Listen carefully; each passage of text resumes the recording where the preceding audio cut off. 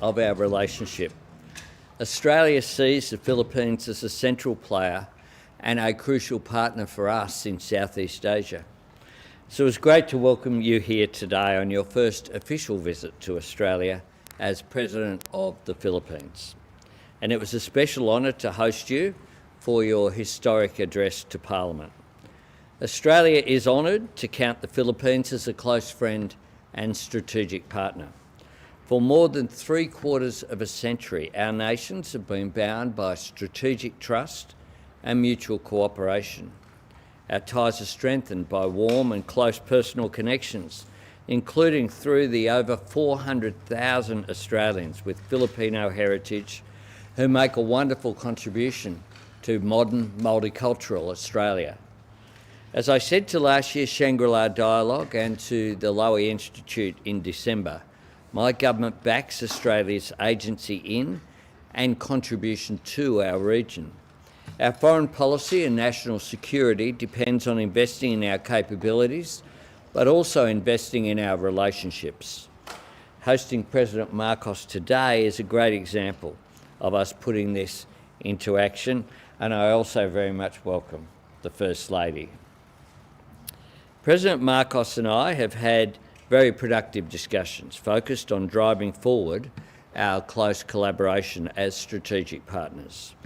We are ambitious for what we can achieve together, and I'm pleased that we are working actively to build a peaceful region where international law is respected and waterways are open for trade. I'm pleased that with our new MOU on enhanced maritime cooperation, which we've signed today, we'll collaborate even more closely to promote our shared vision for the region, including in civil maritime security, marine environment protection, maritime domain awareness and promoting respect for international law. We'll also continue our maritime cooperative activities as regional partners committed to doing our part to sustain peace and stability in our region. We also discussed strengthening cooperation on cyber and critical technology, and will work together to promote the open and secure use of cyberspace through a new MOU which we have signed today. We've also signed a new MOU between our competition commissions to enhance cooperation on competition law and policy, highly relevant issues in both of our countries given the cost of living pressures that our people are facing. Australia's economic future lies with Southeast Asia, and we're determined to drive growth in trade and investment in line with our Southeast Asia Economic Strategy to 2040, which I launched at the ASEAN Summit last year, and that will be a focus point of the Business Summit on the sidelines of the ASEAN Summit that's being held in Melbourne next week. The Philippines is one of our fastest growing economies in our region, and there's great potential to deepen our two-way trade and investment links. To give just one example, this week the Philippines-based company, International Container Terminal Services, will open a new $235 million expansion to its facilities at the Port of Melbourne. This will bring these investments in Melbourne to $1 billion, a welcome example of the opportunity available to grow our economic ties. Australia and the Philippines share a vision for an open, stable and prosperous region where disputes are settled through agreed rules, norms and institutions. ASEAN centrality is critical to this, and it will be a great honour to host all the leaders of Southeast Asia in Melbourne next week for the ASEAN Australia Special Summit. This will mark 50 years of dialogue between Australia and ASEAN, and is another example of my government investing in our relationships and prioritising this, our region. Deepening Australia's engagement with Southeast Asia continues to be a priority. We're invested in and committed to this region.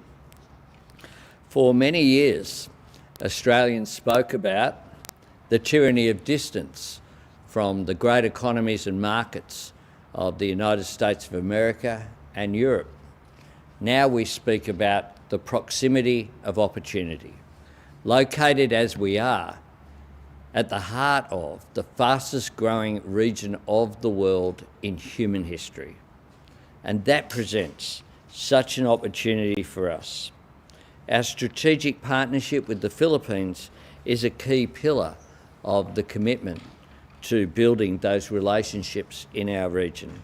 And I look forward to continuing to work with the Philippines and with President Marcos to meet the challenges of our times and realise our shared vision for an open, peaceful, stable and prosperous region.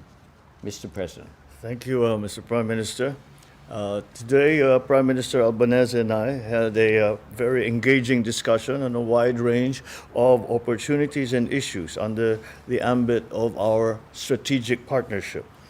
I certainly are very honored on a personal and an official level for the invitation as guest of the Australian government, and therefore the opportunity to personally convey our commitment to this partnership and to reiterate Filipino friendship. Our conversations centered on ways to maximize the enhanced status of relations between our two countries, including on defense, maritime cooperation, non-traditional security concerns, trade and investment, development cooperation, multilateral collaboration, and people-to-people linkages. Defense and security remains a key area of cooperation between the Philippines and of Australia. We look forward to amplifying our joint activities and the capacity building efforts in this regard. On economic cooperation, we anticipate greater bilateral economic cooperation that will allow us to withstand shocks, to be resilient against economic coercion, and to provide an enabling environment for our respective businesses and labor markets to further flourish under the ambit of this strategic relationship and partnership. At the same time, we look forward to our robust people-to-people ties to drive greater cooperation between our two countries and our peoples. The significant Filipino diaspora, the fifth largest immigrant community here in Australia, has contributed significantly to the economic and cultural well-being, not only of our country, but yours as well. It is also an undeniable indicator of Australia's openness to embrace a globalized and interconnected world. Both the Philippines and Australia welcome future consultations and dialogues as we explore and map the uncharted waters that can bring in new opportunities for a closer and stronger relationship between our two countries. To this end, I had earlier the distinction of delivering my address to the Australian Parliament, an honor befitting a partnership between two equal sovereign states and a vital opportunity for the Philippines to express our vision for this cordial and warm friendship. I had the opportunity to expound on the critical role of peace and security in our continued march towards prosperity. And as mentioned in my speech and as discussed with the Prime Minister, both Philippines and Australia emphasized the importance of observing and promoting the rules-based order governed by international law and informed by the principles of equity and of justice.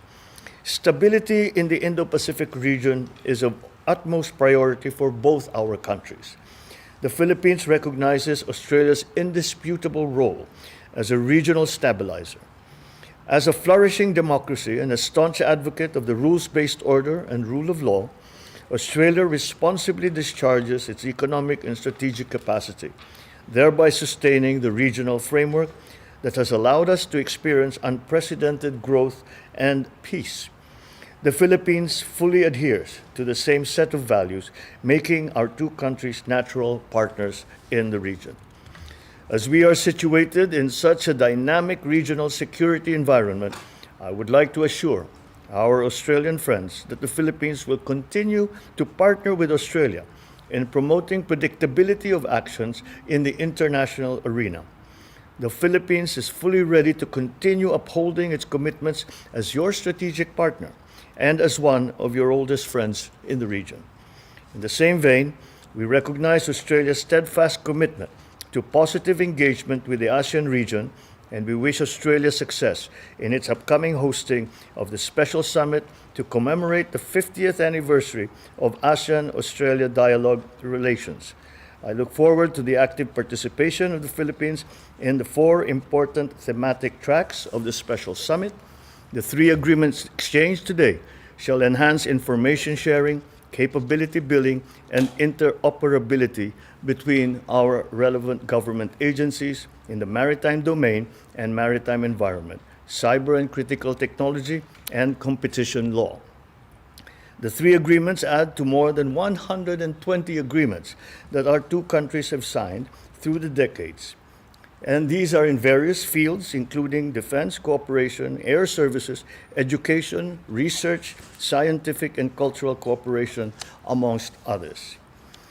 The Prime Minister and I both agreed to continue to look for ways and to explore every option possible to bring our countries closer than ever, and collectively, with optimism and a hopeful outlook, to be a force for good, unity, stability, and prosperity in our region. Thank you.